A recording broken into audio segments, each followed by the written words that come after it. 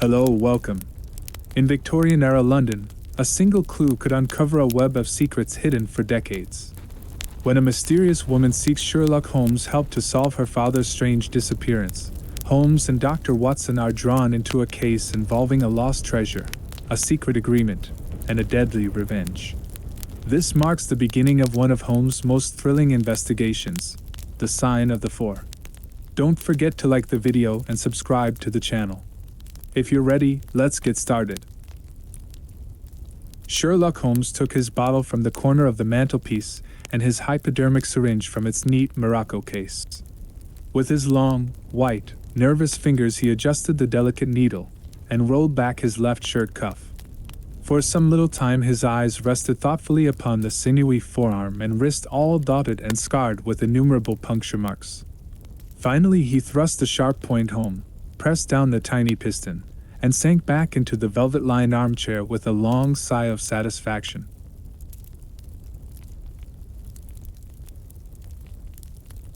3 times a day for many months I had witnessed this performance, but custom had not reconciled my mind to it. On the contrary, from day to day I had become more irritable at the sight, and my conscience swelled nightly within me at the thought that I had lacked the courage to protest.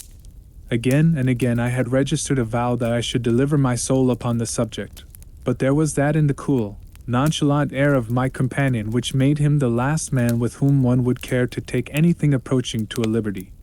His great powers, his masterly manner, and the experience which I had had of his many extraordinary qualities, all made me diffident and backward in crossing him.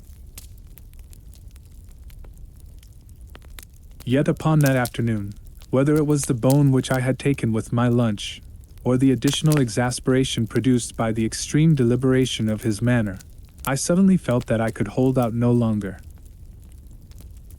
"Which is it today?" I asked. "Morphine or cocaine?" He raised his eyes languidly from the old black-letter volume which he had opened. "It is cocaine," he said. "A 7% solution.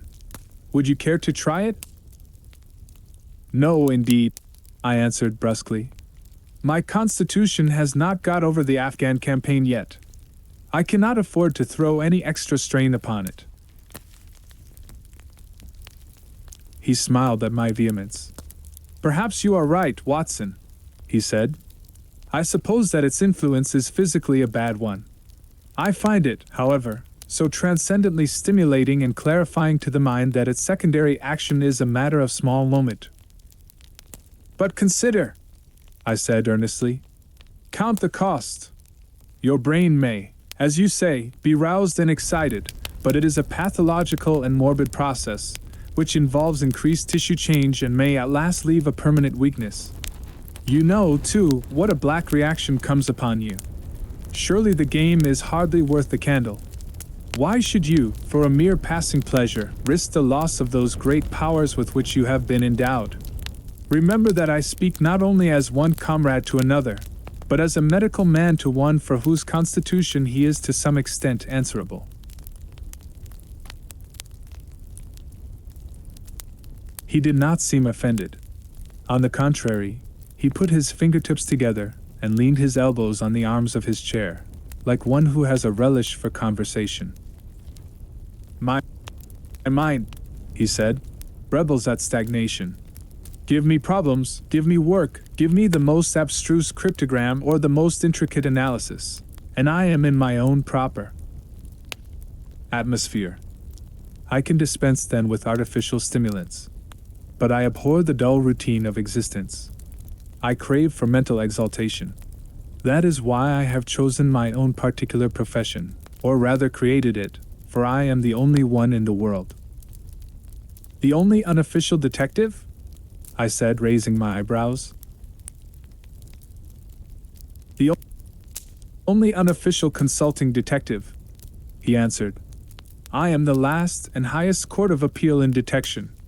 When Gregson or Lestrade or Athelney Jones are out of their depths, which, by the way, is their normal state, the matter is laid before me. I examine the data as an expert and pronounce a specialist's opinion. I claim no credit in such cases. My name figures in no newspaper. The work itself, The pleasure of finding a field for my peculiar powers is my highest reward. But you have yourself had some experience of my methods of work in the Jefferson Hope case. Yes, indeed, said I cordially. I was never so struck by anything in my life. I even embodied it in a small brochure with the somewhat fantastic title of A Study in Scarlet. He shook his head sadly. I glanced over it. Said he, honestly, I cannot congratulate you upon it. Detection is, or ought to be, an exact science, and should be treated in the same cold and unemotional manner. You have attempted to tinge it with romanticism, which produces much the same effect as if you worked a love story or an elopement into the fifth proposition of Euclid. But the romance was there, I remonstrated. I could not tamper with the facts. Some facts should be suppressed, or at least a just sense of proportion should be observed in treating them. The only point in the case which deserved mention was the curious analytical reasoning from effects to causes by which I succeeded in unraveling it. I was annoyed at this criticism of a work which had been specially designed to please him. I confess, too, that I was irritated by the egotism which seemed to demand that every line of my pamphlet should be devoted to his own special doings. More than once during the years that I had lived with him in Baker Street, I had observed that a small vanity underlay my companion's quiet and didactic manner. I made no remark, however, but sat nursing my wounded leg. I had a Jezail bullet through it some time before, and though it did not prevent me from walking, it ached wearily at every change of the weather. My practice has extended recently to the continent, said Holmes, after a while, filling up his old briar-root pipe. I was consulted last week by Francois Le Villard, who, as you probably know, has come rather to the front lately in the French detective service. He has all the Celtic power of quick intuition, but he is deficient in the wide range of exact knowledge which is essential to the higher developments of his art. The case was concerned with a will, and possessed some features of interest.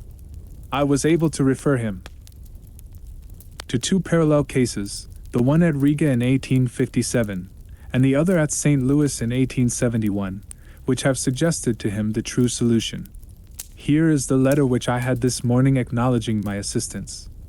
He tossed over, as he spoke, a crumpled sheet of foreign notepaper. I glanced my eyes down it, catching a profusion of notes of admiration with stray, magnifiques, coups de maîtres, and tours de force, all testifying to the ardent admiration of the Frenchman. He speaks as a pupil to his master, said I. Oh, he rates my assistance too highly, said Sherlock Holmes lightly. He has considerable gifts himself. He possesses 2 out of the 3 qualities necessary for the ideal detective. He has the power of observation and that of deduction. He is only wanting in knowledge, and that may come in time. He is now translating my small works into French. Your works? Oh, didn't you know? He cried, laughing. Yes, I have been guilty of several monographs. They are all upon technical subjects. Here, for example, is one upon the distinction between the ashes of the various tobaccos. In it I enumerate 140 forms of cigar dash, cigarette dash, and pipe tobacco, with colored plates illustrating the difference in the ash. It is a point which is continually turning up in criminal trials, and which is sometimes of supreme importance as a clue. If you can say definitely, for example, that some murder has been done by a man who was smoking an Indian lunka, it obviously narrows your field of search. To the trained eye there is as much difference between the black ash of a trichinopoly and the white fluff of bird's eye as there is between a cabbage and a potato. You have an extraordinary genius for minutiae, I remarked. I appreciate their importance. Here is my monograph upon the tracing of footsteps, with some remarks upon the uses of plaster of Paris as a preserver of impresses. Here, too, is a curious little work upon the influence of a trade upon the form of the hand, with lithotypes of the hands of slaters, sailors, cork cutters, compositors, weavers, and diamond polishers. That is a matter of great practical interest to the scientific detective, especially in cases of unclaimed bodies, or in discovering the antecedents of criminals. but I weary you with my hobby." "Not at all," I answered earnestly. "It is of the greatest interest to me, especially since I have had the opportunity of observing your practical application of it. But you spoke just now of observation and deduction. Surely the one to some extent implies the other." "Why, hardly," he answered, leaning back luxuriously in his armchair, and sending up thick blue wreaths from his pipe. "For example, observation shows me that you have been to the Winmore Street post office this morning, but deduction lets me know that when you dispatched a telegram." "Right," said I. "Right on both points. But I confess that I don't see how you arrived at it. It was a sudden impulse upon my part, and I have mentioned it to no one." "It is simplicity itself," he remarked, chuckling at my surprise. "So absurdly simple that an explanation is superfluous, and yet it may serve to define the limits of observation and of deduction. Observation tells me that you have a little reddish mold adhering to your instep. Just opposite the Winmore Street office they have taken up the pavement and thrown up some earth which lies in such a way that it is difficult to avoid treading in it in entering. The earth is of this peculiar reddish tint which is found, as far as I know, nowhere else in the neighborhood. So much is observation. The rest is deduction." "How, then, did you deduce the telegram?" "Why, of course I knew that you had not written a letter, since I sat opposite to you all morning. I see also in your open desk there that you have a sheet of stamps and a thick bundle of postcards. What could you go into the post office for, then, but to send a wire? Eliminate all other factors, and the one which remains must be the truth." "In this case it certainly is so," I replied, after a little thought. "The thing, however, is, as you say, of the simplest. Would you think me impertinent if I were to put your theories to a more severe test?" "On the contrary," he answered, "it would prevent me from taking a second dose of cocaine. I should be delighted to look into any problem which you might submit to me. I have heard you say that it is difficult for a man to have any object in daily use without leaving the impress of his individuality upon it in such a way that a trained observer might read it. Now, I have here a watch which has recently come into my possession. Would you have the kindness to let me have an opinion upon the character or habits of the late owner?" I handed him over the watch with some slight feeling of amusement in my heart, for the test was, as I thought, an impossible one, and I intended it as a lesson against the somewhat dogmatic tone which he occasionally assumed. He balanced the watch in his hand, gazed hard at the dial, opened the back, and examined the works, first with his naked eyes and then with a powerful convex lens. I could hardly keep from smiling at his crestfallen face when he finally snapped the case to and handed it back. "There are hardly any data," he remarked. "The watch has been recently cleaned, which robs me of my most suggestive facts." "You are right," I answered. "It was cleaned before being sent to me." In my heart I accused my companion of putting forward a most lame and impotent excuse to cover his failure. What data could he expect from an uncleaned watch? "Though unsatisfactory, my research has not been entirely barren," he observed, staring up at the ceiling with dreamy, lackluster eyes.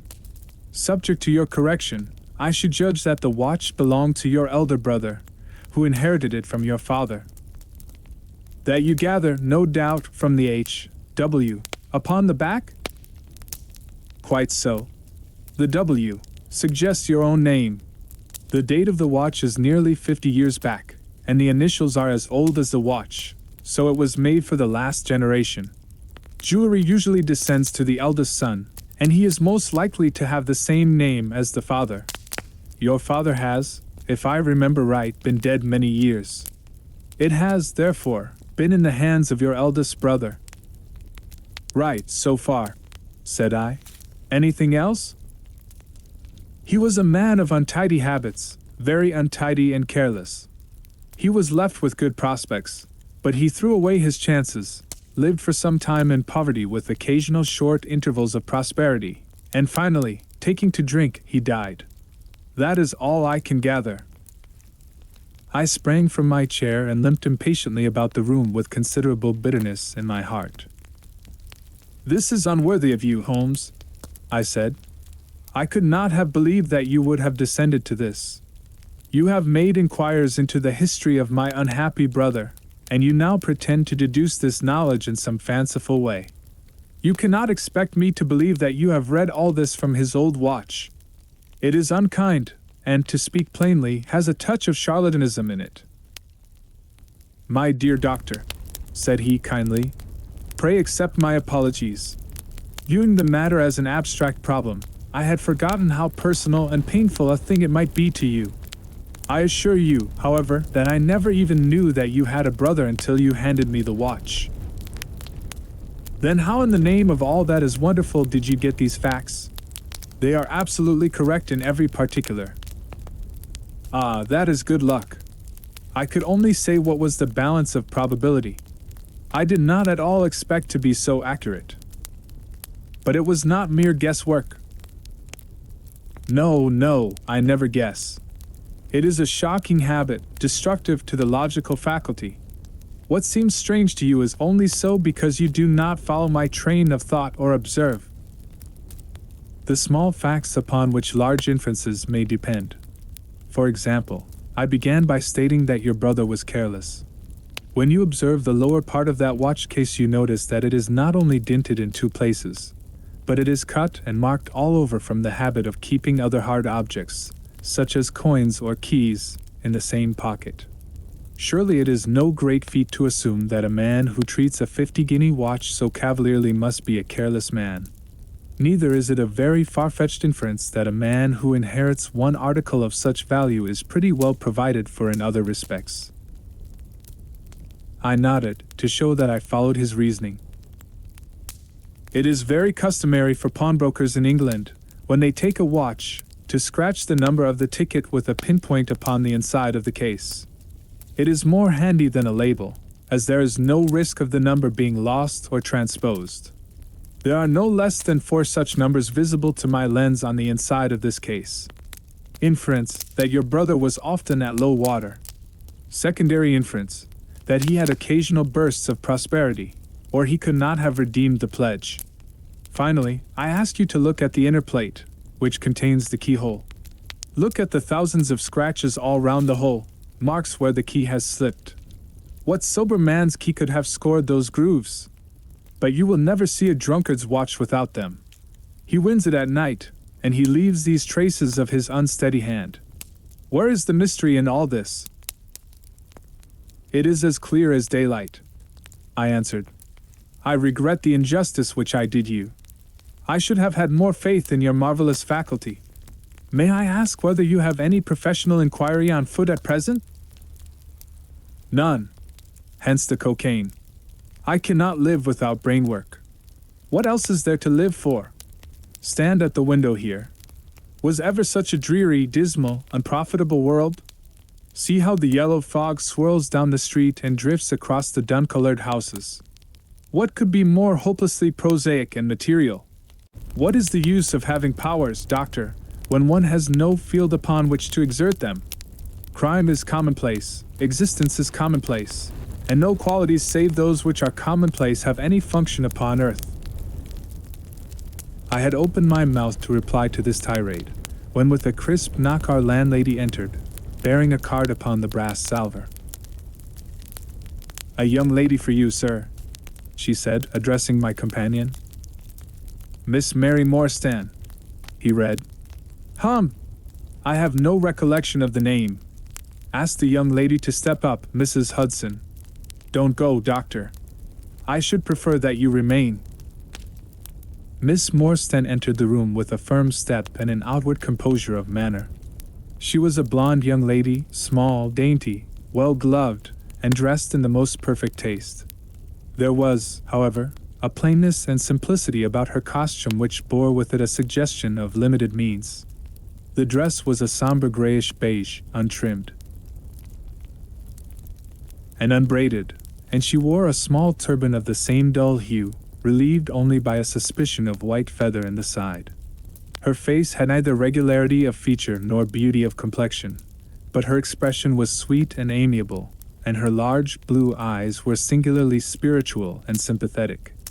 In an experience of women which extends over many nations and 3 separate continents, I have never looked upon a face which gave a clearer promise of a refined and sensitive nature. I could not but observe that as she took the seat which Sherlock Holmes placed for her, her lip trembled, her hand quivered, and she showed every sign of intense inward agitation. "I have come to you, Mr. Holmes," she said, "because you once enabled my employer, Mrs. Cecil Forrester, to unravel a little domestic complication. She was much impressed by your kindness and skill." "Mrs. Cecil Forrester," he repeated thoughtfully. "I believe that I was of some slight service to her. The case, however, as I remember it, was a very simple one." She did not think so. "But at least you cannot say the same of mine. I can hardly imagine anything more strange, more utterly inexplicable, than the situation in which I find myself." Holmes rubbed his hands, and his eyes glistened. He leaned forward in his chair with an expression of extraordinary concentration upon his clear-cut, hawk-like features. "State your case," said he in brisk, business tones. I felt that my position was an embarrassing one. "You will, I am sure, excuse me," I said, rising from my chair. To my surprise, the young lady held up her gloved hand to detain me. "If your friend," she said, "would be good enough to stop, he might be of inestimable service to me." I relapsed into my chair. "Briefly," she continued, "the facts are these. My father was an officer in an Indian regiment who sent me home when I was quite a child. My mother was dead, and I had no relative in England. I was placed, however, in a comfortable boarding establishment at Edinburgh, and there I remained until I was 17 years of age. In the year 1878 my father, who was senior captain of his regiment, obtained 12 months' leave and came home. He telegraphed to me from London that he had arrived all safe, and directed me to come down at once, giving the Langham Hotel as his address. His message, as I remember, was full of kindness and love. On reaching London I drove to the Langham, and was informed that Captain Morstan was staying there, but that he had gone out the night before and had not yet returned. I waited all day without news of him. That night, on the advice of the manager of the hotel, I communicated with the police, and next morning we advertised in all the papers. Our inquiries led to no result, and from that day to this no word has ever been heard of my unfortunate father. He came home with his heart full of hope, to find some peace, some comfort, and instead, she put her hand to her throat, and a choking sob cut short the sentence. "The date?" asked Holmes, opening his notebook. "He disappeared upon the 3rd of December 1878, nearly 10 years ago. His luggage remained at the hotel. There was nothing in it to suggest a clue, some clothes, some books, and a considerable number of curiosities from the Andaman Islands. He had been one of the officers in charge of the convict guard there." "Had he any friends in town?" "Only one that we know of, Major Sholto, of his own regiment, the 34th Bombay Infantry. The major had retired some little time before, and lived at Upper Norwood. We communicated with him, of course, but he did not even know that his brother officer was in England." "A singular case," remarked Holmes. "I have not yet described to you the most singular part. About 6 years ago, to be exact, upon the 4th of May 1882, an advertisement appeared in the Times asking for the address of Miss Mary Morstan and stating that it would be to her advantage to come forward. There was no name or address appended. I had at that time just entered the family of Mrs. Cecil Forrester in the capacity of governess. By her advice I published my address in the advertisement column. The same day there arrived through the post a small cardboard box addressed to me, which I found to contain a very large and lustrous pearl. No word of writing was enclosed. Since then every year upon the same date there has always appeared a similar box, containing a similar pearl, without any clue as to the sender. They have been pronounced by an expert to be of a rare variety and of considerable value. You can see for yourselves that they are very handsome." She opened a flat box as she spoke, and showed me 6 of the finest pearls that I had ever seen. "Your statement is most interesting," said Sherlock Holmes. "Has anything else occurred to you?" "Yes, and no later than today. That is why I have come to you. This morning I received this letter, which you will perhaps read for yourself." "Thank you," said Holmes. "The envelope too, please. Postmark, London, SW date, July 7th. Man's thumb mark on corner, probably postman. Best quality paper. Envelopes at 6 pence a packet. Particular man in his stationery. No address. Be at the 3rd pillar from the left outside the Lyceum Theatre tonight at 7 o'clock. If you are distrustful, bring 2 friends. You are a wronged woman, and shall have justice. Do not bring police. If you do, all will be in vain. Your unknown friend." "Well, really, this is a very pretty little mystery. What do you intend to do, Miss Morstan?" "That is exactly what I want to ask you." "Then we shall most certainly go. You and I, and yes, why, Dr. Watson is the very man. Your correspondent says 2 friends. He and I have worked together before." "But would he come?" she asked, with something appealing in her voice and expression. "I should be proud and happy," said I fervently, "if I can be of any service." "You are both very kind," she answered. "I have led a retired life, and have no friends whom I could appeal to. If I am here at 6 it will do, I suppose?" "You must not be later," said Holmes. "There is one other point, however. Is this handwriting the same as that upon the pearl box addresses?" "I have them here," she answered, producing 6 pieces of paper. "You are certainly a model client. You have the correct intuition. Let us see now." He spread out the papers upon the table, and gave little darting glances from one to the other. "They are disguised hands except the letter," he said presently, "but there can be no question as to the authorship. See how the irrepressible Greek you will break out, and see the twirl of the final S. They are undoubtedly by the same person. I should not like to suggest false hopes, Miss Morstan, but is there any resemblance between this hand and that of your father?" "Nothing could be more unlike." "I expected to hear you say so. We shall look out for you, then, at 6. Pray allow me to keep the papers. I may look into the matter before then. It is only 3:30. Au revoir, then." "Au revoir," said our visitor, and with a bright, kindly glance from one to the other of us, she replaced her pearl box in her bosom and hurried away. Standing at the window, I watched her walking briskly down the street, until the gray turban and white feather were but a speck in the somber crowd. "What a very attractive woman!" I exclaimed, turning to my companion. He had lit his pipe again, and was leaning back with drooping eyelids. "Is she?" he said languidly. "I did not observe." "You really are an automaton, a calculating machine," I cried. "There is something positively inhuman in you at times." He smiled gently.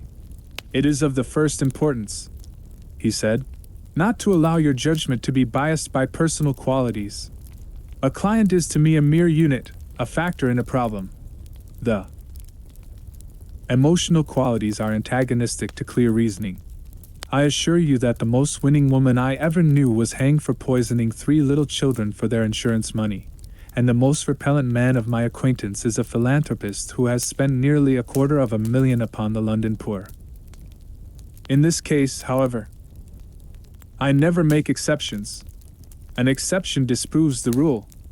Have you ever had occasion to study character and handwriting? What do you make of this fellow's scribble?" "It is legible and regular," I answered. "A man of business habits and some force of character." Holmes shook his head. "Look at his long letters," he said. "They hardly rise above the common herd. That D might be an A, and that L an E. Men of character always differentiate their long letters, however illegibly they may write. There is vacillation in his K's and self-esteem in his capitals. I am going out now. I have some few references to make. Let me recommend this book, one of the most remarkable ever penned. It is Winwood Reade's Martyrdom of Man. I shall be back in an hour. I sat in the window with the volume in my hand, but my thoughts were far from the daring speculations of the writer. My mind ran upon our late visitor, her smiles, the deep rich tones of her voice, the strange mystery which overhung her life. If she were 17 at the time of her father's disappearance, she must be 27 now, a sweet age, when youth has lost its self-consciousness and become a little sobered by experience. So I sat and mused, until such dangerous thoughts came into my head that I hurried away to my desk and plunged furiously into the latest treatise upon pathology. What was I, an army surgeon with a weak leg and a weaker banking account, that I should dare to think of such things? She was a unit, a factor, nothing more. If my future were black, it was better surely to face it like a man than to attempt to brighten it by mere will-o'-the-wisps of the imagination. It was 5:30 before Holmes returned. He was bright, eager, and in excellent spirits, a mood which in his case alternated with fits of the blackest depression. "There is no great mystery in this matter," he said, taking the cup of tea which I had poured out for him. "The facts appear to admit of only one explanation." "What? You have solved it already?" "Well, that would be too much to say. I have discovered a suggestive fact, that is all. It is, however, very suggestive. The details are still to be added. I have just found, on consulting the back files of the Times, that Major Sholto, of Upper Norwood, late of the 34th Bombay Infantry, died upon the 28th of April 1882. I may be very obtuse, Holmes, but I fail to see what this suggests." "No? You surprise me. Look at it in this way, then. Captain Morstan disappears. The only person in London whom he could have visited is Major Sholto. Major Sholto denies having heard that he was in London. 4 years later Sholto dies. Within a week of his death Captain Morstan's daughter receives a valuable present, which is repeated from year to year, and now culminates in a letter which describes her as a wronged woman. What wrong can it refer to except this deprivation of her father? And why should the presents begin immediately after Sholto's death, unless it is that Sholto's heir knows something of the mystery and desires to make compensation? Have you any alternative theory which will meet the facts? But what a strange compensation! And how strangely made! Why, too, should he write a letter now, rather than 6 years ago? Again, the letter speaks of giving her justice. What justice can she have? It is too much to suppose that her father is still alive. There is no other injustice in her case that you know of. There are difficulties. There are certainly difficulties," said Sherlock Holmes, pensively. "But our expedition of tonight will solve them all. Ah, here is a four-wheeler, and Miss Morstan is inside. Are you all ready? Then we had better go down, for it is a little past the hour." I picked up my hat and my heaviest stick, but I observed that Holmes took his revolver from his drawer and slipped it into his pocket. It was clear that he thought that our night's work might be a serious one. Miss Morstan was muffled in a dark cloak, and her sensitive face was composed, but pale.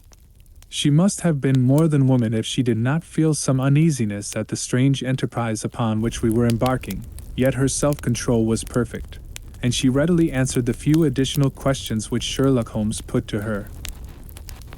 "Major Sholto was a very particular friend of Papa's," she said. "His letters were full of allusions to the Major. He and Papa were in command of the troops at the Andaman Islands, so they were thrown a great deal together. By the way, a curious paper was found in Papa's desk which no one could understand. I don't suppose that it is of the slightest importance, but I thought you might care to see it, so I brought it with me. It is here." Holmes unfolded the paper carefully and smoothed it out upon his knee. He then very methodically examined it all over with his double lens. "It is paper of native Indian manufacture," he remarked. "It has at some time been pinned to a board. The diagram upon it appears to be a plan of part of a large building with numerous halls, corridors, and passages. At one point is a small cross done in red ink, and above it is 3.37 from left, in faded pencil writing. In the left-hand corner is a curious hieroglyphic like 4 crosses in a line with their arms touching. Beside it is written, in very rough and coarse characters, the sign of the 4, Jonathan Small. Muhammad Singh, Abdullah Khan, Dost Akbar. No, I confess that I do not see how this bears upon the matter. Yet it is evidently a document of importance. It has been kept carefully in a pocket-book, for the one side is as clean as the other. It was in his pocket-book that we found it. Preserve it carefully, then, Miss Morstan, for it may prove to be of use to us. I begin to suspect that this matter may turn out to be much deeper and more subtle than I at first supposed.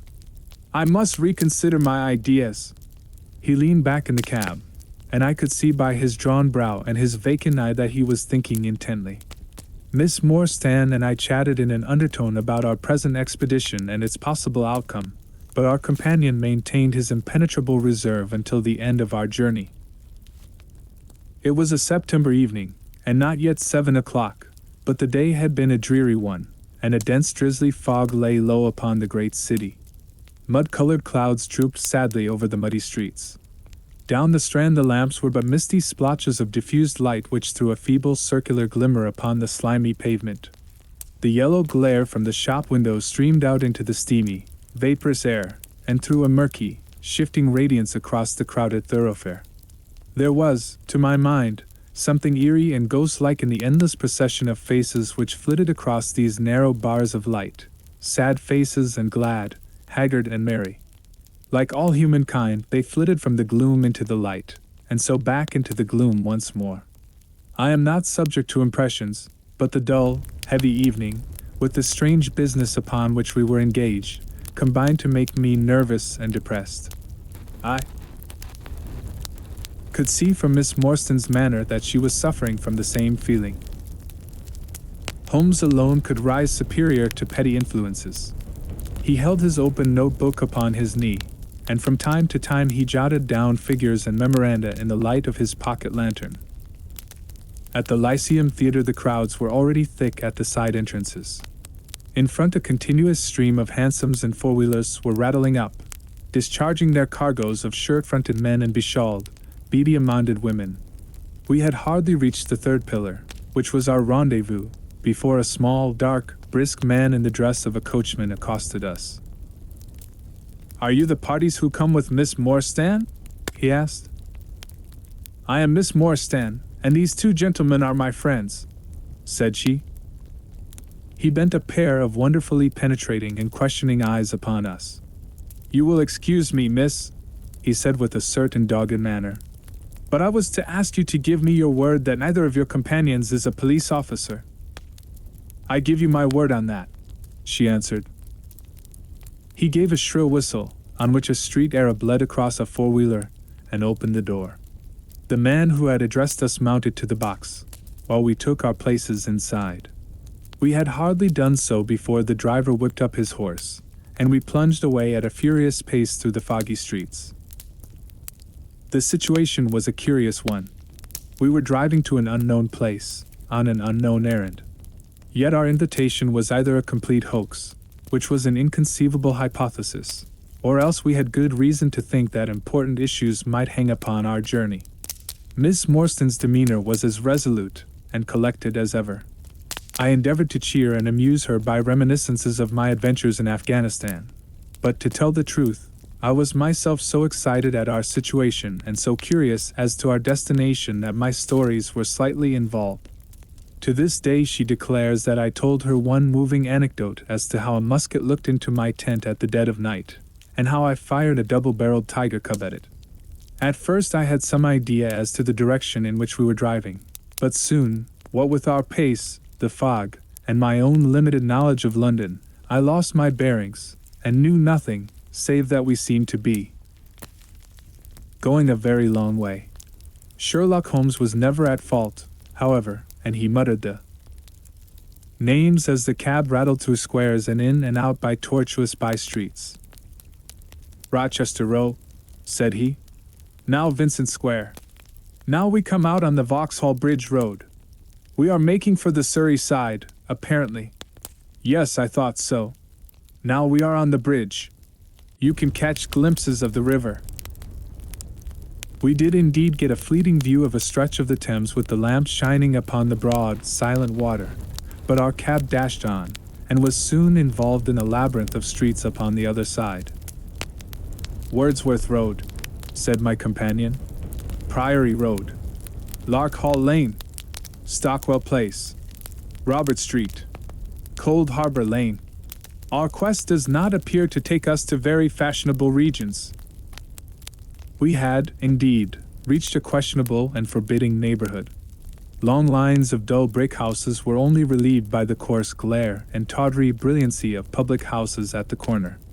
Then came rows of two-storied villas, each with a fronting of miniature garden, and then again interminable lines of new staring brick buildings, the monster tentacles which the giant city was throwing out into the country. At last the cab drew up at the third house in a new terrace. None of the other houses were inhabited, and that at which we stopped was as dark as its neighbors, save for a single glimmer in the kitchen window. On our knocking, however, the door was instantly thrown open by a Hindu servant clad in a yellow turban, white loose-fitting clothes, and a yellow sash. There was something strangely incongruous in this oriental figure framed in the commonplace doorway of a third-rate suburban dwelling-house. "The Sahib awaits you," said he, and even as he spoke there came a high piping voice from some inner room. "Show them in to me, Khidmatgar," it cried. "Show them straight in to me."